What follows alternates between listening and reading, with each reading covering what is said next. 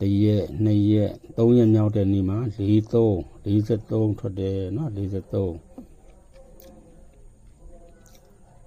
နော်ညနေပိုင်း9ထိပ်ထွက်တယ်1ရက်2ရက်3ရက်မြောက်နေ့69ထွက်တယ်နော်69ညနေပိုင်း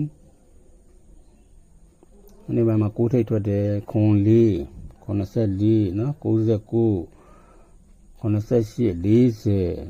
ထွက်တယ်နော်3ရက်မြောက်တဲ့နေ့မှာ43ညထွက်တယ်9ထိပ်2ခါထွက်တယ်နော်1ရက်2ရက်မှာ43ညထွက်တယ်နော်မှာ9ထိပ်ထပ်ထွက်တယ်1ရက်2ရက်3ရက်မြောက်တဲ့နေ့မှာ3ရက်မြောက်တဲ့နေ့4ရက်မြောက်တဲ့နေ့မှာဒီမှာတစ်ခါနောက်ကျပူတယ်69ထွက်တယ်နော်69နော်ခုဒီမှာ9ထိပ်ထွက်တယ်65မှာ9ထိပ်ထပ်ထွက်တယ်65 19 9ထိပ်ထွက်တယ်15 86 14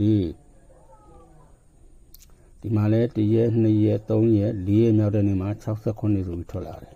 9ထိပ်ထွက်တယ်နော်9ထိပ်ထွက်တယ်65ထွက်တယ်နော်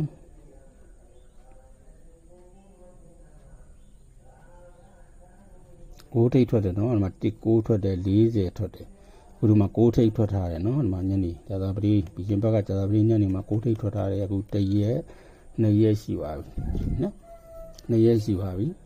ဒါအခုကျွန်တော်တို့ဒီဗုဒ္ဓဟူးကြာသပတေး2ရက်မှာပေါ့နော်ခုနကကျွန်တော်တင်ပေးထားခဲ့တဲ့ကဏ္ဍတွေထဲကနေပြီးတော့496ညှိတဲ့ကဏ္ဍဒီ2ရက်တွင်းမှာထွက်မယ်တကွက်ထွက်မယ်အနည်းဆုံးတကွက်ထွက်မယ်ဒီလက်ပို့ပြီးထွက်ခြင်းလဲထွက်နိုင်တယ်ပေါ့လေနော်အဲ့ဒါလေးကိုကျွန်တော်သိအောင်ဗီဒီယိုဖိုင်လေးလုပ်ပြီးတော့တင်ပေးလိုက်ခြင်းဖြစ်ပါတယ်ရစင်းရကတ်နေပြီလေနော်ရစင်းကတ်နေတာဆိုတဲ့ကြောင့်ရစီခြင်းနဲ့စေတနာနဲ့ကျွန်တော်တင်ပေးရခြင်းဖြစ်ပါတယ်အားလုံးကျေးဇူးတင်ပါတယ်